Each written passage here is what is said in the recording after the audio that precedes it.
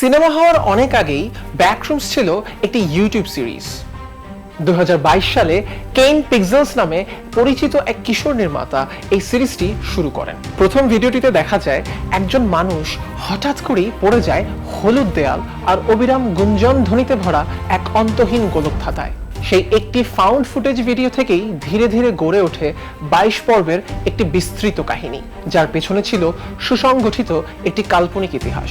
এই কাহিনীর কেন্দ্রে রয়েছে এসিঙ্ক রিসার্চ ইনস্টিটিউট নামে একটি কাল্পনিক গবেষণা প্রতিষ্ঠান। তারা কেবল কৌতূহলবশত ব্যাকরুমস অনুসন্ধান করছে না, গল্প অনুযায়ী তাদের লক্ষ্য হলো একটি অসীম জগতের সঙ্গে একটি স্থিতিশীল প্রবেশদ্বার তৈরি করা।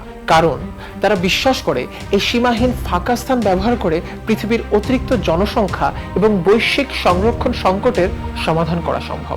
অর্থাৎ মূল ধারণাটি হলো একটি অন্তহীন জনশূন্য মাত্রাকে এমন এক সমাধান হিসেবে দেখা যেখানে পৃথিবীর ফুরিয়ে আসা জায়গার বিকল্প খুঁজে পাওয়া যাবে। কিন্তু পরিকল্পনাটি সফল হয় না। যতই তারা ব্যাকরুমসের গভীরে প্রবেশ করতে থাকে, ততই তারা বুঝতে পারে সেখানে যা বাস করে সেটিকে নিয়ন্ত্রণ করা তাদের পক্ষে সম্ভব নয়। পৃথিবীর সমস্যার সমাধান হিসেবে শুরু হওয়া প্রকল্পটি শেষ পর্যন্ত পরিণত হয় নিয়ন্ত্রণের বাইরে চলে যাওয়া এক ভয়াবহ বিপর্যয়। 2026 সালের চলচ্চিত্রটি একই ধারণাকে আরো ব্যক্তিগত পরিসরে তুলে ধরে। সেখানে এক সংগ্রামরত ফার্নিচারের দোকানের মালিক তার দোকানের নিচে এমনই এক অন্তহীন প্রসারিত ফাঁকা জগতের প্রবেশপথ খুঁজে পায়। কিন্তু বিষয়টি কর্তৃপক্ষকে জানানোর বদলে সে ধীরে ধীরে সেই অসীম শূন্যতার ভেতরেই আশ্রয় নিতে শুরু করে। নিজের ব্যর্থ ব্যবসা আর জটিল জীবন থেকে পালানোর উপায় হিসেবে সে বেছে নেয় সেই অন্তহীন ঘরগুলোকে। গল্প দুটি ভিন্ন পরিসরের হলেও মূল ভাবনা এক। যখন ব্যক্তি বা সমাজ কোনো সমস্যার মুখোমুখি হয় আর জায়গা খুঁজে পায় না, তখন এক অসীম ফাঁকা স্থান আর ভয়ের প্রতীক থাকে না, বরং সেটি হয়ে ওঠে সবচেয়ে সহজ সমাধান। আর মজার বিষয় হলো এই ধারণা শুধুই বিজ্ঞান কল্পকাহিনী নয়, বাস্তব পৃথিবীতে সংরক্ষণ ব্যবস্থাও অনেকটাই একই যুক্তিতে চলে। সেলফ স্টোরেজ বা ব্যক্তিগত স্টোরেজ সুবিধাগুলো তৈরি হয়েছে ঠিক এই কারণেই। মানুষ থাকার জায়গার অভাবে নয়, বরং নিজের অপ্রয়োজনীয় জিনিসগুলো বাছাই করার চেয়ে অতিরিক্ত জায়গা ভাড়া নেওয়াকেই সহজ মনে করে। ডিজিটাল দুনিয়াতেও একই ঘটনা ঘটে। ডেটা সেন্টারগুলো প্রায় সব ছবি, ভিডিও, ইমেইল আর ফাইল বছরের পর বছর সংরক্ষণ করে রাখে।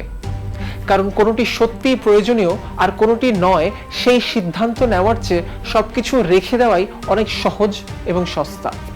শিল্প খাতেও একই চিত্র দেখা যায়। অনেক প্রতিষ্ঠান চাহিদা মতো উৎপাদন করার বদলে অতিরিক্ত পণ্য গুদামে জমা রাখে। অর্থাৎ প্রতিটি ক্ষেত্রেই সংরক্ষণই হয়ে ওঠে সবচেয়ে সহজ উত্তর।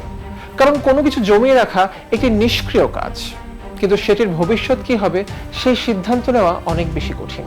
আর ঠিক এই কারণেই ভবিষ্যতে সংরক্ষণ ও জায়গা ব্যবস্থাপনার সংকট আরো বড় হওয়ার সম্ভাবনা রয়েছে। পৃথিবীতে যেমন জনসংখ্যা বাড়ছে, তেমনি বাড়ছে ভৌত পণ্য এবং ডিজিটাল তথ্যের পরিমাণও। ফলে গুদাম, ডেটা সেন্টার কিংবা স্টোরেজ ইউনিট সবকিছুর জন্য আরো বেশি জায়গার প্রয়োজন পড়বে। কিন্তু একসময় এই প্রবৃদ্ধি বাস্তব সীমার মুখোমুখি হবে।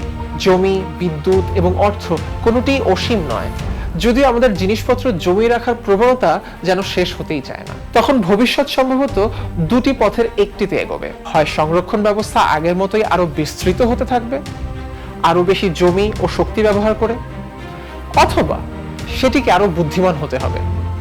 স্বয়ংক্রিয় ব্যবস্থাপনা, অপ্রয়োজনীয় তথ্য মুছে ফেলা, পুনর্ব্যবহার এবং কি সংরক্ষণ করা হবে আর কি ছেড়ে দেওয়া হবে সেই সিদ্ধান্ত আরো কঠোরভাবে নিতে হবে।